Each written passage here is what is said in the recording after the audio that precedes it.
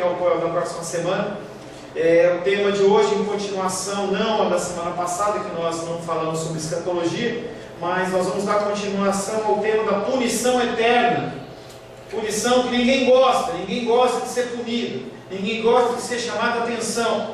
E nós, como seres humanos, nós muitas vezes buscamos fugir dessa ira, fugir desse julgamento humano, mas quando se trata de julgamento divino, não há o que possa ser feito. Nós já falamos bastante sobre o tema do juízo final, quem vai ser julgado, o que vai ser julgado. Eu não vou me ater novamente a esse tema, e vamos dar só um breve resumo a respeito desse tema da punição eterna. Nós já falamos que quando se fala em relação à punição eterna, não se fala em relação a salvos, nós falamos a pessoas que estão condenadas. E essa condenação não vem após o juízo, porque o Senhor Deus, Ele é onisciente e Ele sabe de todas as coisas. Quando Ele reúne as pessoas, Ele simplesmente vai falar por que a pessoa está na punição eterna ou então no gozo eterno. O Senhor, Ele é onisciente, não é como no caso do julgamento humano, em que você tem que levantar os fatos, se houve advogado de defesa, advogado da promotoria. Não há mais isso, porque o Senhor, Ele sabe de todas as coisas, o juízo já está decretado. Então o tema que nós vamos estar falando, que nós vamos estar resumindo e finalizando hoje, é exclusivamente do estado daqueles que são os incrédulos, aqueles que não acreditam em Jesus Cristo, não aceitam, não vivem. Muitos temem e tremem, os demônios também fazem isso, então isso não é premissa nenhuma para a pessoa ser salva. A pessoa ela é salva única e exclusivamente pela crença, pela confiança em Jesus Cristo como seu único Senhor e Salvador.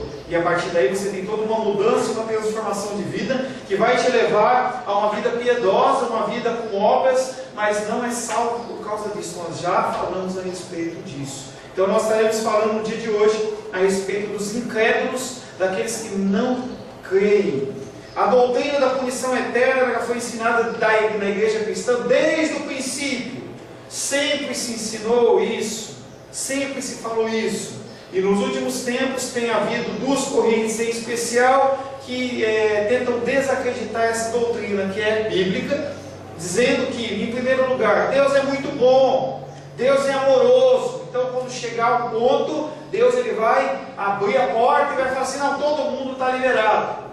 Pode ser com uma punição breve, como se fosse um julgamento aqui, em que você cumpre uma pena e depois você é livre, ou então você já é livre direto. Chega no fim, Deus fala: não, tá bom, independente se você é Madre Teresa de Calcutá e fez o bem, ou você é Hitler, está tudo certo, vem todo mundo para dentro, porque eu sou um Deus de amor. A doutrina bíblica não fala a respeito disso. E o outro é o aniquilismo, que diz que a pessoa morreu, se ela é salva, ela recebe o dom da vida eterna. Se ela não é salva, ela morre, ela deixa de existir. Também não há respaldo para isso na Bíblia. Muito ser humano gostaria que isso acontecesse. Morreu, acabou. A gente, quando vê algum crime hediondo na televisão, a gente fala assim: por que não mata logo? Esse sentimento de que não mata logo é o sentimento do aniquilamento. Você já elimina aquela pessoa, aquele ser que está te incomodando, e fica tudo mais fácil. É muito mais fácil de sair matando todo mundo que transgrediu ou que nos incomoda, porque fica tudo certo. Mas Deus não pensa dessa maneira. E o que você pensa e o que eu penso não muda e não interessa. O que interessa é o que Deus pensa, o que Ele quer e como vai acontecer. Não vai deixar de existir. Vai ter uma punição eterna. Pastor, mas eu não concordo. Depois que você estiver lá no céu, você senta com Deus no gramadinho e você fala: papai, eu não aceito isso. Na verdade não vai haver isso, porque quando nós salvos estivermos com o Senhor, a nossa mente ela vai ser transformada e nós vamos entender o juízo de Deus. Então aquelas coisas que para a gente seria um absurdo, para nós vai ser uma coisa normal. A gente vai entender com a mente de Deus. Não tem como você viver com Deus sem estar com a mente de Deus. Naquele momento vai ser um momento de tristeza, num certo momento. Depois, no momento de lucidez, é como se as escamas caíssem dos nossos olhos e a gente passasse a entender por que Deus fez as coisas. Aí todas as dúvidas que a maioria dos reis tem vão cair por terra. Ela vai falar assim: é meio assim. é assim. Até lá a gente vai continuar com esse conflito, porque nós temos uma natureza carnal e nós, em certos momentos, nós somos muito misericordiosos e outros nós somos extremamente sem misericórdia. Nós queremos exterminar e matar e acabar com tudo. Ainda bem que nós não somos Deus. Se nós fôssemos Deus, brincava ontem com meu tio lá, a gente fala bastante de punição para os políticos, e a gente estava lá na Argentina, a gente conversava com as pessoas, a mesma coisa, o mesmo discurso que a gente faz aqui, eles fazem lá. E aí comecei a conversar com o recepcionista lá, e ele começou a falar da presidente dele, a presidenta lá, que o povo não aguenta mais aquela mulher. Diz que ele falou assim, pô, mas e aí, né? Ele falou assim, ela é companheira da Dilma, ela também ela era revolucionária, e o governo está com todas as pessoas que estão lá do governo do povo dela, e o povo está roubando, ninguém aguenta mais. A inflação dela lá está naquela época que a gente tinha aquela inflação maluca, de 50, 60 reais, 60%, e é uma coisa absurda. Tá lá, e o povo está gemendo lá. E eles estão falando que realmente a coisa está bem complicada. Mas o julgamento nosso é um julgamento de destruição para os outros e para nós. A gente quer, para nós e para os nossos, a gente quer misericórdia. Porque Deus não é assim. Tá? E aí a gente pôs o embasamento bíblico em relação à doutrina do inferno. Que Jesus Cristo ele fala sobre o inferno e fala sobre uma punição e sofrimento eterno. Não vou ler todas as referências, vou ler apenas uma, que diz em Mateus 5, de 29 a 30, que fala, se o teu olho direito te faz tropeçar, arranca-o, lança-o de ti, pois te convém que se perca um dos seus membros, não seja o teu corpo todo lançado no inferno. Se a tua mão direita te faz tropeçar, corta-a e lança de ti, pois te convém que se perca um dos seus membros e não vá todo o teu corpo para o inferno. E aí o inferno é o lugar de sofrimento, o lugar de pena.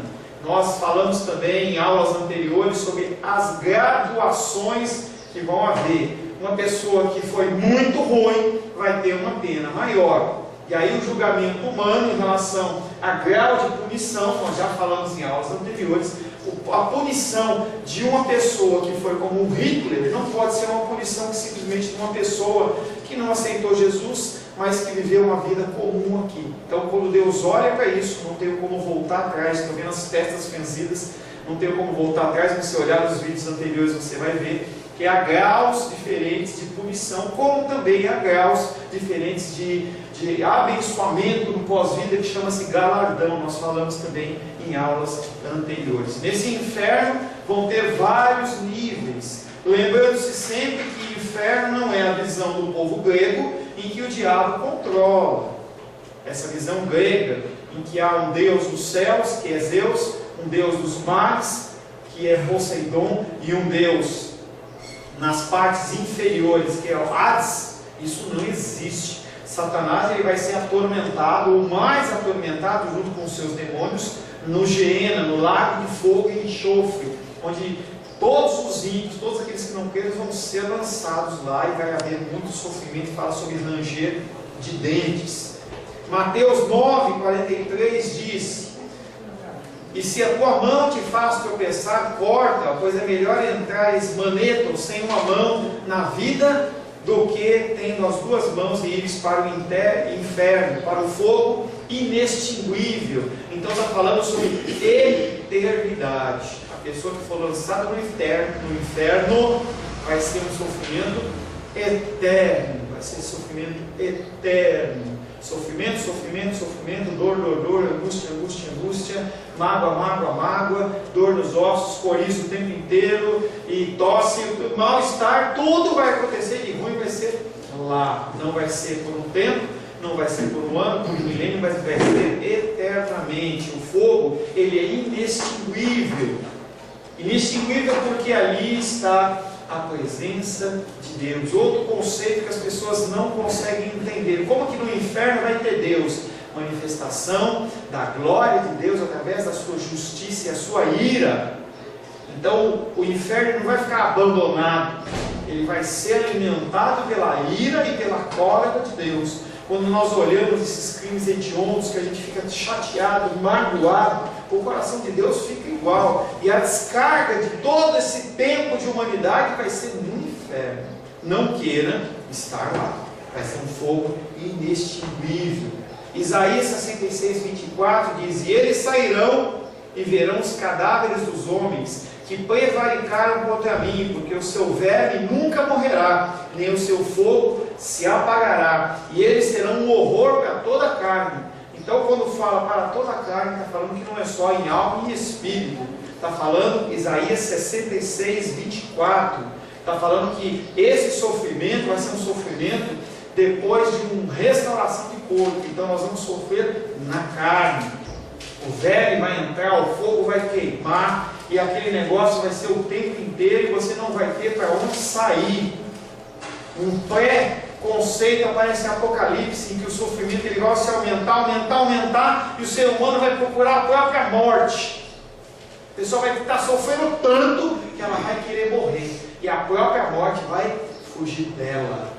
Não tem como você se suicidar, não tem como você fugir, passar por baixo do grade, pular cerca, não tem como. Não há como alguém fazer nada por você, interceder por você, nada. Estando lá, é coisa eterna. O tormento e a angústia internos, simbolizados pelo verme, nunca terão fim, e os sofrimentos simbolizados pelo fogo nunca cessarão. Embora a duração eterna da punição não seja mencionada especificamente nessa passagem, as figuras utilizadas sugerem um caráter amargo da condenação, um desespero, porque você sabe que não tem saída. Eu penso em alguma coisa do tipo uma solitária fechada, que você não tem contato com ninguém, você só sofre. No nosso entendimento é até um excesso, mas o julgamento é um julgamento de Deus. Abra aí em Mateus capítulo 25, verso 30.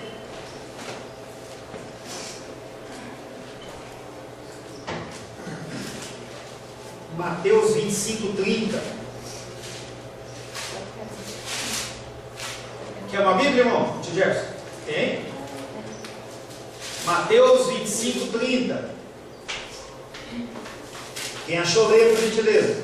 E o servo inútil lançai para fora, nas trevas, ali haverá choro e ranger de dentes. Ranger de dentes, eu fico imaginando, você ranger o dente de tanta dor, de tanta angústia, a gente dá aquela rachada nos dentes, de dor, de angústia, você aperta os dentes de tanta dor. Naquele momento o Senhor vai olhar para os seres que são impiedosos, para aqueles que não creram, e falar assim: afastai-vos de mim, servo inútil, lançar fora, lança ele nas trevas. Os ensinos bíblicos acerca do destino final dos perdidos excluem completamente a visão do universalismo. Nós falamos todos salvos e aniquilamento, em que a pessoa apenas vai deixar de existir. Nós observamos várias passagens dos evangelhos, a maioria delas nessas citadas pelo próprio Jesus, que descrevem a sorte final dos ímpios como sendo um tormento continuado e sem fim. Jesus Cristo, ele fala sobre esse tormento sem fim. Agora vamos ver o que os apóstolos dizem. Vamos ver se há concordância entre o que Jesus diz nos evangelhos e o que os apóstolos dizem nas cartas paulinas e nas outras cartas. 2 Tessalonicenses, capítulo 1.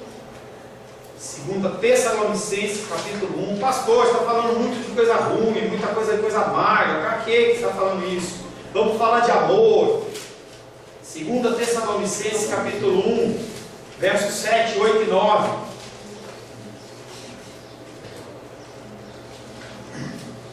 Quem achou, leia por gentileza. 2 Tessalonicenses, capítulo 1, versos 7, 8 e 9. De sorte que vos tornastes o modelo. E vós outros, é isso? É. Sois atribulados. Alívio juntamente conosco, quando do céu se manifestar o Senhor Jesus com os anjos do seu poder, em chamas de fogo, tomando vingança contra os que não conhecem a Deus e contra os que não obedecem ao Evangelho de nosso Senhor Jesus Cristo. Continua mais um. Estes sofrerão penalidade de eterna destruição, banidos da face do Senhor e da glória do seu poder. Quem escreveu 2 Tessalonicenses? Apóstolo Paulo. Apóstolo Paulo. E o apóstolo Paulo, ele vem falando sobre 3 grupos de pessoas. Primeiro, os salvos. E ele dá uma mensagem e fala: vós outros, que sois atribulados, alívio. Ele está dando alívio, juntamente conosco, quando do céu se manifestar o Senhor Jesus com os anjos do seu poder, em chama de fogo. E aí ele fala que nós aqui na terra vamos continuar sofrendo. As pessoas que acreditam no Senhor, aqueles que procuram viver o Evangelho, aqueles que procuram viver os caminhos corretos, eles vão continuar sofrendo. Quando que vai acabar o nosso sofrimento? Na volta do Senhor Jesus. Até lá nós temos que conviver com a dor, com o sofrimento, com enfermidade, com perseguição, mas aí o Senhor fala, quando Ele voltar, Ele vai nos trazer alívio. Só que junto com esse alívio, o Senhor Jesus Cristo, Ele olha para aqueles que nos perseguiram e perseguiram os outros com um olhar de vingança. E não é uma vingança humana, é uma vingança divina. Vingança contra aqueles que não conhecem a Deus. Primeiro, aqueles que não conhecem o Evangelho. Pessoas que não ouvem, não ouviram e não querem ouvir. Essas pessoas são um grupo de pessoas que quer considerar que vai ser perseguido, vai ser a vingança do Senhor. Mas também há um grupo de pessoas no qual muito cristão se inclui. São aqueles que não obedecem ao Evangelho do nosso Senhor Jesus. O cara está na igreja e não obedece. Ele vai na igreja, vai no culto, assiste, ajuda em obra de caridade, é uma pessoa que canta, trabalha, mas o coração dele não é um coração de Deus, ele não obedece a Deus. É uma pessoa que está dentro da igreja, é um ser, sai da igreja, ele xinga, ele briga, ele bate a mulher, ele fala palavrão, fecha, e não é que não está num processo de transformação, ele é assim pronto. Essas pessoas que não obedecem a Deus fazem parte do grupo daqueles em que a vingança do Senhor vai ser sobre elas. E após outros que sois atribulados, além juntamente conosco, quando do céu se manifestar o Senhor Jesus com os anjos do seu poder, Ele não vem mais como cordeirinho, Ele não vem mais como aquele que tem que ficar no colo, como aquele que é o ovelhinha que vai ser sacrificado. Agora Ele vem como o leão da tribo de Judá, Ele vem em chama de fogo, tomando vingança contra todos os que não conhecem a Deus e contra os que não obedecem ao Evangelho de nosso Senhor Jesus. Esses sofrerão penalidade de eterna destruição. E aí a destruição não está falando em aniquilamento, está falando em sofrimento. Porque para você entender o significado da palavra, não é só olhar a palavra. Você tem que olhar no grego, você tem que olhar no hebraico, nesse caso no grego, onde essa palavra aparece. E quando você olha essa palavra em outros textos, ela não está falando de destruição do aniquilamento, ela está falando sobre sofrimento eterno. Banidos da face do Senhor e da glória do seu poder. Você vai ficar longe da face do Senhor, da glória do Senhor, mas vai estar em contato com a ira do Senhor. A ira do Senhor. Paulo descreve o futuro destino dos ímpios também na carta aos Romanos. Romanos capítulo 2, verso 9. Mais um texto do apóstolo Paulo. Romanos capítulo 2, verso 9. Tribulação e angústia. Tá certo? Desculpa aí. Que foi? Tribulação. A Hoje, tribulação. então, onde ele está, Tá, é o Gabriel. você já passou para eles. Já, ele já está com os textos adiantados, ele acha. Tribulação e angústia virão sobre a alma de qualquer homem que faz o mal. Ao judeu primeiro e também ao grego. O apóstolo Paulo aí vem trazendo um ensinamento à igreja de Roma e também para nós, que não adianta você ter uma linhagem. Os judeus achavam, não, nós somos judeus e não estamos fora desse julgamento. Não estão. Os cristãos não estão. Os adventistas não estão. Os católicos não estão. Todos estão fora, não estão fora desse julgamento. Ele está falando que todo mundo vai passar por esse julgamento. Se a pessoa for encontrada em falta, vai sofrer, vai ser punida. Não adianta a pessoa querer falar assim, chegar lá na noite e falar assim, você sabe com quem você está falando? As pessoas usam essa terminologia na rua, né? Eu sou desembargador, eu sou procurador, eu sou senador. Lá não vai ter isso. Não vai ter isso. Tanto grego, como romano, como judeu, como qualquer um vai ser julgado. Embora não esteja especificamente declarada aqui a duração eterna da punição dos perdidos, faça referência à ira e o furor de Deus. É exatamente desta ira que os crentes, aqueles que são verdadeiramente salvos e convertidos, eles estão livres. Romanos capítulo 5, verso 9. Falando dos salvos, só um alívio dos salvos. Vai lá, Seba, lê aí, vai ser que ler. Passa à vontade não. Passar essa primeira. Então passa. Logo, muito mais agora, sendo justificado pelo seu sangue, seremos por ele salvos da ira. O único caminho da salvação, Jesus Cristo. O único meio de você estar na presença do Senhor e você não ser julgado e punido, não ser punido porque julgado nós somos, não ser punido é o sangue do Cordeiro que cobre a multidão de pecados. Só essa é a salvação, só essa é o caminho. Vamos ver o que o apóstolo João diz, Apocalipse capítulo 14. Apocalipse 14, versos de 9 a 11. Apocalipse capítulo 14, versos de 9 a 11.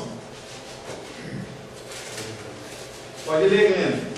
Seguiu-se a estes outros anjos, o terceiro dizendo em grande voz: se alguém adora a besta e a sua imagem e recebe a marca na fronte ou sobre a mão, também esse beberá do vinho da cólera de Deus, preparado sem mistura, do cálice da sua ira, e será atormentado com fogo e enxofre diante dos santos anjos na presença do Cordeiro. A fumaça do seu tormento sobre os seus séculos dos séculos, e não tem descanso algum, nem de dia, nem de noite, os adoradores da besta e da sua imagem, e quem quer que receba a marca de seu nome. Texto duro e texto pesado de Apocalipse. Seguiu-se a estes outro anjo. Ele está falando de uma sequência de anjos dentro de Apocalipse. O terceiro dizendo em grande voz: se alguém adora a besta e a sua imagem, e recebe a sua marca na fronte ou sobre a mão, também esse beberá do vinho da cólera de Deus. E aí, quem é essa besta e quem é essa imagem? Aí está falando tanto do final dos tempos em relação ao anticristo, está falando em relação à figura do filho da perdição, que seria a mesma figura de Cristo, só que do lado maligno, em que ele vai aparecer, vai oferecer prosperidade, ele vai oferecer cura, ele vai oferecer a isenção de impostos, ele vai fazer a paz em Israel e palestinos, ele vai fazer tudo muito bom em um certo momento, só que você tem que falar que você rejeita Cristo e você vê Ele como um Deus. Essa é uma parte. A outra parte, que é a do nosso dia a dia, que é você não ter o seu coração obediente e voltado às coisas do Senhor. Quando você gosta mais, você adora mais o seu trabalho, você gosta e adora mais a sua família, você gosta e adora mais as suas posses, as suas casas, os seus carros, as coisas do seu dia a dia do que Deus, você está adorando um ser que não merece ser adorado. É uma imagem de algo que não pode ser adorado. São coisas que o Senhor nos dá com amor e alegria, mas que em vez de nós olharmos para Deus, nós olhamos para as coisas. Filho também? Filho também. Lembra de Abraão? Abraão, quando é sondado no seu coração, ele vê que o coração dele olhava para o seu filho que tinha sido demorado para ser gerado, E Deus fala assim, vou provar o coração. Deus conhecia? Com certeza. E aí naquele momento ele sobe aquele monte Moriá para fazer um sacrifício, e Abraão tinha tanta certeza que ele levanta o cajado e ele sabia que aquele era o filho da promessa, não era outro. E ele tinha tanta certeza que ele sabia que se mesmo que aquela criança morresse, Deus era capaz de ressuscitar. Ele levanta aquele cajado e vai abaixar na cabeça do menino para matar ele. E aí o anjo segura a mão dele, aquela voz, a gente não sabe muito bem como foi aquela cena, e aquele tem um bichinho ali, e aí Deus fala com ele: vejo que o seu coração é um coração que adora primeiramente ao Senhor. Como é difícil uma cena como essa, mas é exatamente isso ao qual nós somos chamados a ter, uma adoração exclusiva ao Senhor. Exclusiva ao Senhor. E como é difícil agir dessa maneira nos dias de hoje, em que as pessoas nos interagem, na hora da gente sair do culto alguém chega, e a gente fica naquela, será que eu faço, será que eu não faço, e a gente tem que agir de muita misericórdia, não há uma regra, não há uma lei, e você tem que estar ali muito sintonizado com o Senhor, para você não trocar Deus por coisas ou por pessoas.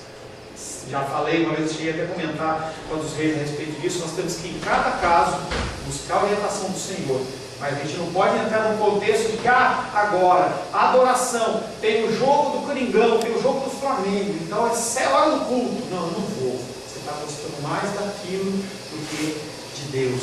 É nesse nível, aí é você e o Senhor, não estou aí para julgar você. Mas tem que pesar, cuidado com esse tipo de adoração. E a nós outros que sois atribulados, não vamos. E essas pessoas também, esse beberá do vinho da cólera de Deus, preparado sem mistura. Por que sem mistura? Porque às vezes o vinho está muito forte e eles colocavam um pouquinho de água para dar uma aliviada.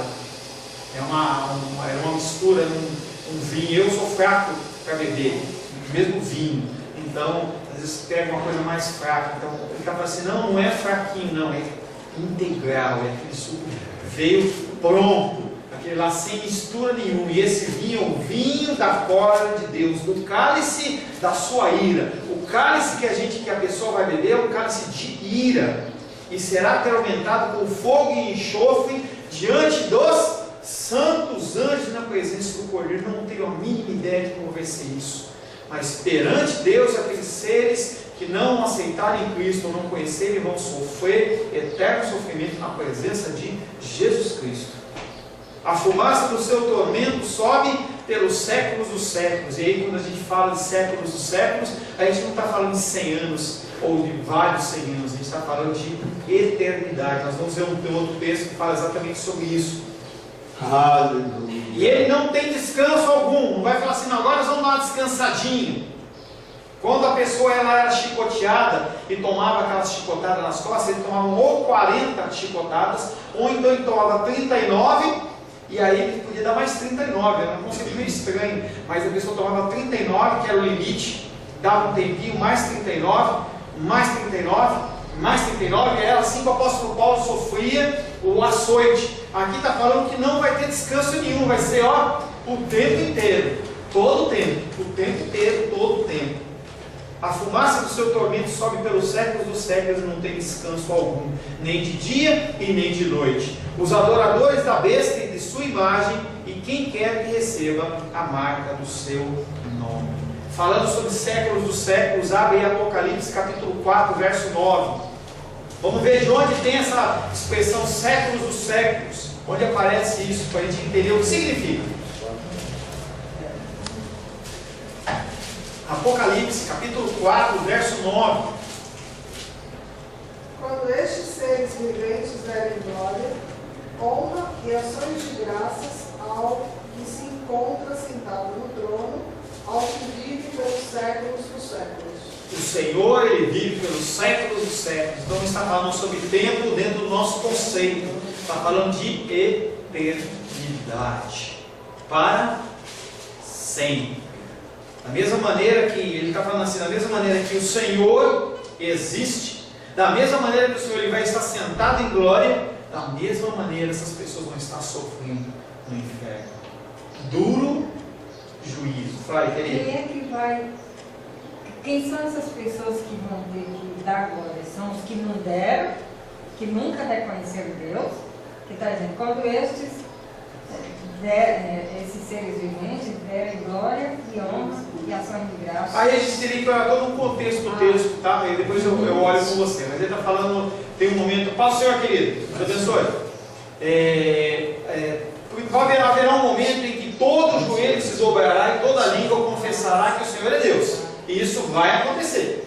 As pessoas elas vão se dobrar, sejam servos, sejam não servos, sejam cristãos, sejam ímpios, vão se dobrar. Esse contexto aqui, como ele está falando dos seres viventes que deram glórias, eu creio que sejam apenas momentos de adoração dos salvos. Mas eu teria que olhar o texto com um pouco mais de cuidado, depois a gente conversa. O importante aqui, paz seja convosco, Monsenhor Marco. O que importa aqui é a referência dos séculos, que é a existência de Deus, falando de eternidade, como também o sofrimento. Não devemos tomar literalmente muitas das passagens que a gente vê, porque senão a gente fala assim, espera um pouquinho, como é que pode ter fogo eterno e ter trevas? O fogo é claro, as trevas é escuro, mas aí está falando assim, apenas em relação ao tipo de sofrimento. Quando tomadas literalmente, essas figuras parecem se contradizer. Não é esse o objetivo. Por isso que quando nós lemos a Bíblia, nós temos que ler com entendimento. O fogo, ele queima, ele destrói, ele machuca. As trevas trazem medo, trazem angústia. Esse tipo de sentimento que está embutido nessas palavras, e não literalmente essas palavras. Devemos também ter em mente que o que foi dito anteriormente acerca dos níveis de punição ou graduação dos sofrimentos dos perdidos, que nós falamos há 4 aulas atrás, nem toda pessoa perdida experimentará o sofrimento de Judas. Judas foi aquele que entregou o próprio Cristo. Há pessoas que vão sofrer, mas não vão sofrer tanto quanto Judas. Eu não lembro o texto, mas diz que o filho da perdição, ou no caso, o filho da pessoa de Judas, antes ele não tivesse nascido, por causa do sofrimento que ele vai ser imbuído. É uma pessoa ímpar em toda a criação, em que ele teve acesso a Deus, na figura de Jesus, viveu junto, conviveu, viu milagres e maravilhas, foi cuidar, e ali ele rejeitou, vendeu por 30 moedas de prata. O preço que esse homem vai pagar vai ser um preço muito caro. Muito caro. Como eu falei, Deus será perfeitamente justo e cada pessoa sofrerá exatamente o que merece. Deveríamos dizer algo sobre a localização do inferno. Aonde está o inferno? A palavra de Deus não diz. É algo entre céus, quando dizem universo, parte de cima, e terra. Algum lugar, aí está o inferno. Seja um inferno físico, seja um inferno espiritual, não se sabe. Algumas pessoas dizem que é nas profundezas da terra, porque o núcleo da terra, ele tem temperaturas altíssimas. Mas aí é um conceito humano. Tem gente que diz que alguns russos entraram com uma sonda e foram bem perto do núcleo, e lá eles ouviam gemidos. Também não se sabe se é alguma montagem, se é algum efeito. O que interessa é, haverá um lugar do tormento. Aonde vai ser? Não tenho a mínima ideia e nem quero conhecer. Talvez, se você quiser conhecer, você pode pedir lá. Quando eu saí com a Rosângela, eu estava viajando com a Rosângela, nós fizemos alguns passeios. E aí você pode querer conhecer o inferno. Eu não quero conhecer o inferno, tá? Eu não quero conhecer o inferno. Mas que ele existe, ele existe. Interessante, fazer só uma ilustração. Gostou dessa, né? A curiosidade é do ser humano. Curiosidade. Você não vai ter, ninguém vai querer saber não. Porque ali você vai saber o peso da ira de Deus. Quando houver a inteireza da mente, você vai querer passar longe dali. Fale, eu conheci essa gravação que o senhor menciona. Se é uma montagem, foi feita de um ambiente de terrível sofrimento. Eu sei, mas as lamentações, é um trabalho muito apurado que fizeram. Uma vez eu fui nos Estados Unidos e lá eu fui num lugar lá que tinha um negócio medieval, e embaixo havia uma masmorra, que era tudo de gesso, tudo, né? e lá em cima tinha umas lutas medievais e tudo mais. E aí quando você entra naquela masmorra, o cheiro já é diferente. E as pessoas elas sabem reproduzir. E aí de fundo, você via aqueles instrumentos de tortura, mas aí você ouve de fundo assim, as pessoas gemendo, e você se sente mal só de você estar naquele lugar. E não é claustrofobia, não é se sentir mal mesmo, porque o cheiro é um cheiro de podre, de carne putrefata, e aquele dor, aquele cheiro de enxofre, aqueles caras gemendo, é um negócio horrível. E eu saí rapidinho dali, entendeu? Eu não quero conhecer aquilo, para mim está ótimo, entendeu? Eu fico contente se o Senhor me aceitar lá junto com Ele. Qual a importância da doutrina da punição eterna? Para que quem tem que falar de punição? Para quê? O objetivo é um. A gente falava ontem à noite, eu, meu tio, minha tia, minha mãe, Rosângela, a gente estava conversando um pouco sobre isso. Nós somos chamados para pregar o Evangelho. Nós somos chamados para falar de Jesus Cristo. Nós não podemos converter ninguém. Nós não podemos levar ninguém ao convencimento. Nós não temos essa capacidade. Isso é um trabalho única e exclusivamente do Espírito Santo. Mas nós somos comissionados pelo Senhor Jesus a falar. Nós somos chamados ide e pregar o Evangelho a toda criatura. Não é todo filho, a gente não sabe quem é. Não há uma marquinha na testa. Não é porque eu tenho um crucifixo no peito que eu estou marcado, não é isso. A marca é espiritual. Seria muito fácil a gente conseguisse ver, mas a gente não consegue ver. Então pode ser o mendigo da rua, pode ser o cara que vai entregar a carta, pode ser a pessoa que vende o leite, pode ser a caixa do correio, pode ser qualquer um. Pode ser um general. General, pode ser a Dilma, pode ser que num dia você cruze com um grande artista e você fala assim, eu? É você. É você. As oportunidades elas são dadas e não são as mesmas que são dadas para mim, são dadas para você. Porque o Senhor ele quer alcançar os povos, tribos e raças, quando se fala em uns grupos étnicos. Então, tem lugares que eu não entro, tem lugares que você entra. É por isso que nós, com a nossa diversidade de conhecimento, somos chamados a pregar o Evangelho. Quando nós temos o entendimento dessa punição, desse sofrimento, de tudo que vai ser de sofrimento, você não descansa, porque você tem que falar. E em todo lugar que eu falo isso, as pessoas começam a ficar incomodadas do que eu vou falar agora. E aí eu pergunto para você, você tem familiares que não são salvos? E aí eu pergunto para você, o que você está fazendo aqui? Por que você não está lá falando? Por que a gente não usa esse tempo? Eu estou usando um extremo, tá? Um extremo. Mas se a gente tivesse a plena consciência do que nós falamos, desse sofrimento, dessa dor, de tudo isso, a gente não ia descansar até que as pessoas ouvissem. A faxineira entrava na tua casa, você pergunta, você conhece Jesus? Não, não conheço. Eu quero falar. Você, não, mas eu tenho que passar roupa. Não. Ouve primeiro aqui. Se a gente tivesse essa consciência, a gente faria isso. E muitas vezes nós agimos como pessoas que já têm a salvação, então o meu está garantido, eu tenho meio Titanic, eu estou com a minha boia, eu já estou no meu barquinho protegido, então os outros que se virem. Então nós temos que ter essa consciência, mas essa consciência também não é humana, porque nós somos pecadores e nós realmente temos esse conceito da gente se salvar e a gente se guardar, no máximo os nossos.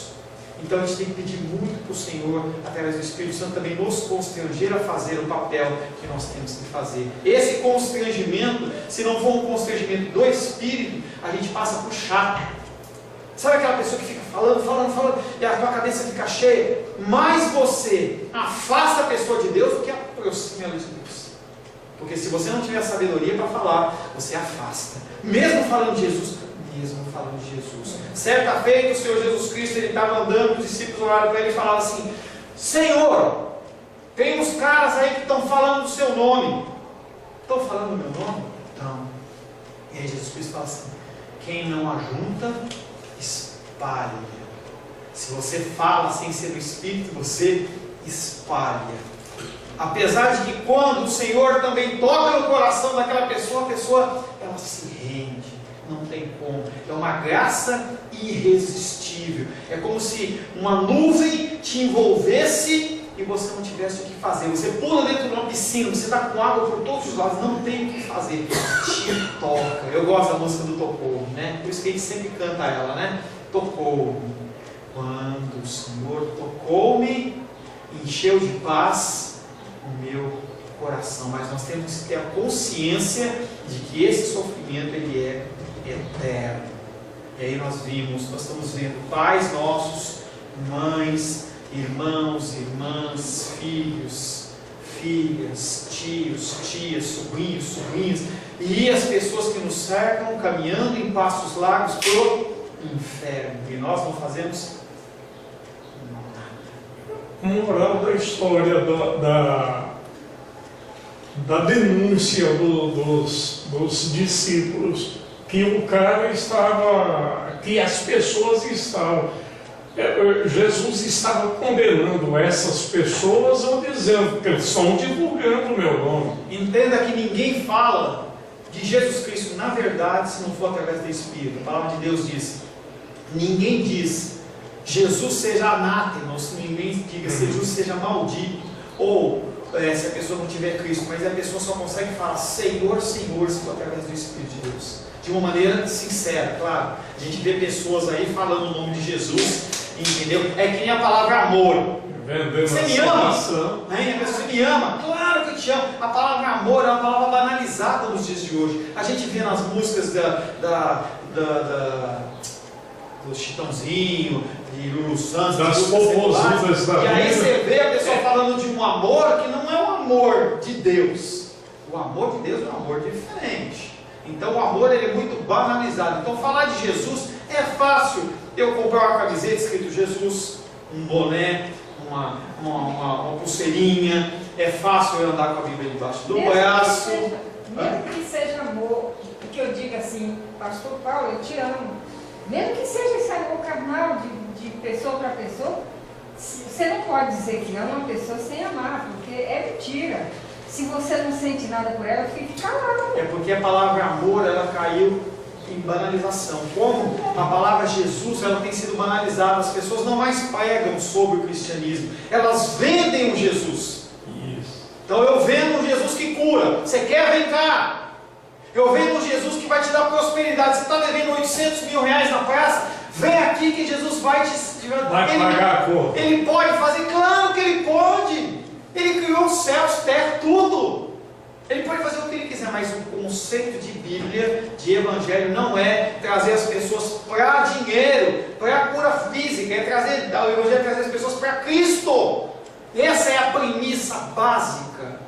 E esse Jesus é um Jesus diferente. É um Jesus que, ele é pop, tem um Jesus que anda nas raves, anda nas boates dos gospel, em que as pessoas dançam, pulam. Tem o Jesus dos MMA, em que é um Jesus que ali sai do culto, você afasta as cadeiras e você coloca os tatames, e o mesmo pastor que está falando de amor, ele está dando um burro na cara do irmão.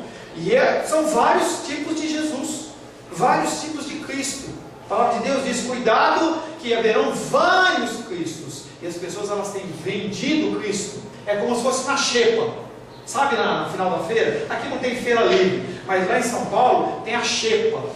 Então a feira livre, quando chega a porta do final, em que o cara está lá com aquelas verduras, aquelas frutas, ele não quer voltar com aquilo porque vai perder. Então o que ele faz? Ele prefere vender mais barato. Aí o cara começa, olha, franqueza, era 10, agora é 5.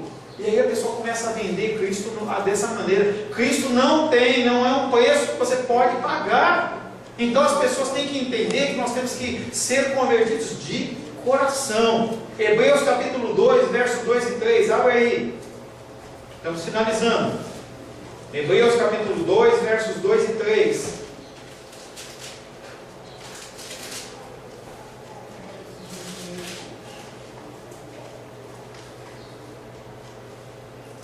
Hebreus capítulo 2, versos 2 e 3. Se, pois, se tornou firme a palavra falada por meio dos anjos, e toda transgressão ou desobediência recebeu justo castigo, como escaparemos nós se negligenciarmos tão grande salvação, a qual tem sido anunciada inicialmente pelo Senhor e foi nos dada depois confirmada pelos que a ouviram? Nós estamos vivos nós temos a oportunidade de nos convertermos dos nossos maus caminhos.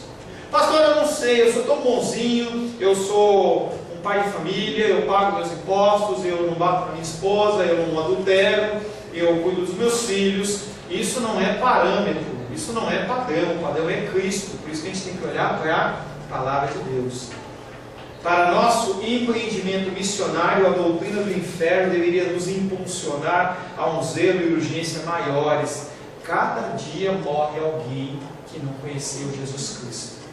E se você tem contato com ela, você teria que ter falado com ela. Porque quando você tem uma boa notícia, você não fala. Quando você passa no concurso, quando você ganhou uma ação na justiça, quando você vendeu um imóvel, quando você faz alguma coisa, quando é aniversário, você não divulga para as pessoas. Por que nós guardamos as coisas apenas para nós? Se é verdade que pessoas em países estrangeiros possam estar condenadas à eternidade em Cristo, a não ser que ouçam o Evangelho, quão ansiosos deveríamos estar ansiosos de levar o Evangelho para essas pessoas, seja para os nossos entes queridos, seja para aqueles que nos rodeiam, seja para os nossos inimigos, para aqueles que estão longe e mesmo em outras nações. Romanos 10, 14, para finalizar. Romanos 10, verso 14. Como essas pessoas vão ouvir, como elas vão aceitar Jesus Cristo? Romanos 10, 14. Como, porém, invocarão aquele em quem não creram? E como crerão naquele de quem nada ouviram? E como ouvirão, se não há quem pregue? E aí a gente olha para essas pessoas que estão no caminho de trevas e fala: por que essa pessoa não se converte? Como, porém, invocarão em quem não creram? Como é que você invoca uma coisa que você não crê? E aí ele faz uma outra pergunta: e como crerão se não ouviram? Nunca ouviram falar de Cristo? Como é que eles vão crer e como vão invocar? E aí ele finaliza falando: como é que eles vão ouvir se não há quem pregue? Se você fica de boquinha fechada. Não? Fica de boquinha fechada. E eu estava ontem, vou usar só um negócio que é um ditado popular, que ontem meu tio citou 2 vezes. Política, futebol e religião não se discute. É engraçado.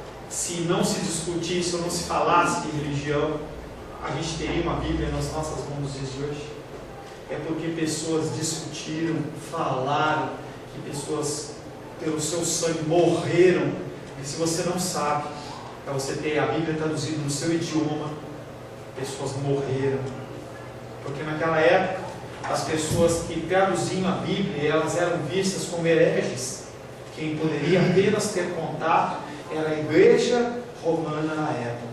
Então, o clero, que estava totalmente pervertido, eles não queriam que aquelas pessoas ouvissem e lessem. Então, as missas, os cultos, eles eram feitos em latim e as pessoas elas não podiam ouvir. E algumas pessoas falam assim: não, mas eu quero entender o que ele está falando. Não, você quer? Vai ser monge, vai ser um clérigo afastado, mas você não pode estudar sozinho. E as pessoas começaram o quê? A traduzir para suas próprias línguas. Quando elas começaram a fazer isso, elas morreram e foram perseguidas. Perseguição não que nem a gente está acostumado. Perseguição de sair matando todo mundo. A pessoa perde casa, perde tudo, queima, toca fogo, porque a pessoa não poderia traduzir a palavra de Deus. Então, como que as pessoas podem ouvir se você não prega? Então nós temos que falar de religião, sim. Não temos que ser chatos, temos que ser amorosos. Porque quando você vai falar com uma pessoa de um candomblé ou de alguma coisa espírita, sei lá, qualquer religião, e você é uma pessoa que é chata, você não está falando do espírito, você está querendo convencer ela de qualquer amarra, com ira, com raiva, e a pessoa não quer vai para o inferno, aí você está achando que você está salvo porque você tem força. Porque você se salvou, não foi você. Deus ele foi e te tocou e teve misericórdia da sua vida. E da mesma maneira que Deus teve misericórdia da sua vida, você tem que ter com os outros. Paciência, paciência, paciência e paciência. Não ouviu? Fala de novo. Não ouviu? Fala de novo. Não ouviu? Fala de novo. Me explica, não entendo. Fala de novo. Fala de novo. Fala. Não tem essa. Não quer para o inferno. Quem vai para o inferno é você. Porque você não tem misericórdia no coração. punição eterna, ela é real. Nós temos que nos conscientizar dela e nós temos que, tomando posse dessa consciência, falar do amor de Deus. Feche seus olhos.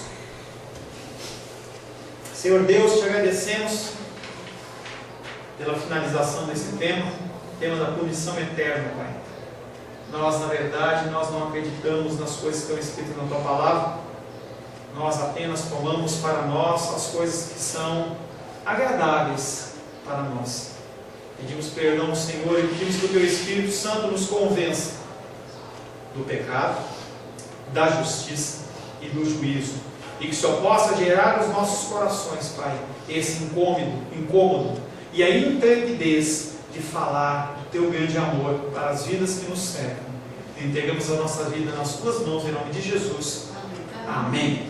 Amém. A paz seja convosco. Meu nome é Paulo César. Eu sou pastor da Igreja Cristã Semente de Vida, aqui em Brasília, Distrito Federal. Me alegro que a palavra tenha te alcançado. A palavra faz isso. Ela alcança as pessoas aonde quer que elas estejam. E você foi agraciado com esta palavra. Não que eu tenha nada especial a te dizer. A palavra ela é suficiente e ela usa quem ela quer. E eu me alegro por ter sido um canal para poder te abençoar. Mas eu quero te dizer que não basta você ser um ouvinte. Não basta ser uma pessoa que se alegra quando você ouve a palavra de Deus. A vida ela é feita de decisões. Se você está ouvindo esta palavra hoje, eu creio que o Espírito Santo tem um propósito especial com você. Muito mais do que prosperidade, muito mais do que uma cura física, uma cura emocional ou espiritual, Ele quer te alcançar para a vida eterna. Nós investimos nosso tempo, nós investimos as nossas forças em coisas terrenas, mas o Senhor Ele tem muito mais a oferecer. Ele tem sim para você a cura, Ele tem sim para você a prosperidade, mas Ele tem muito mais que isso. Submeta-se a um Deus que Ele é capaz de mudar e transformar a sua vida por completo. Creio que o Espírito Santo Ele é capaz de tocar o teu coração. Quero pedir que você curve a sua cabeça. Senhor, em nome de Jesus, coloco na Tua presença essa vida que ouve esta ministração, que ouve esta palavra. Pai, eu não tenho capacitação nenhuma, mas o Teu Espírito Ele é capaz sim de tocar nesta vida, gerar nela mudança, transformação, arrependimento, e que ela possa simplesmente bater no peito, convencendo-se que é pecadora e que precisa de um Deus salvador. Não há um caminho a Ti, meu Deus, que não seja através de Cristo. E eu lhe peço, Pai querido, que você alcance essa vida e ele possa sim tomar uma decisão pessoal pelo Senhor, em nome de Jesus. Amém. Amém, meu querido. Amém, minha querida. Fico contente que você esteja ouvindo essa ministração até o fim. E peço que você não se limite a ouvir os cultos pela internet. Você procure perto da sua casa uma igreja, um lugar que proclame a palavra do Senhor. Eu oro para que o Espírito Santo te direcione nessa busca, porque muita coisa tem sido oferecida que não é o Evangelho. Eu abençoo a sua vida em nome de Jesus. Amém.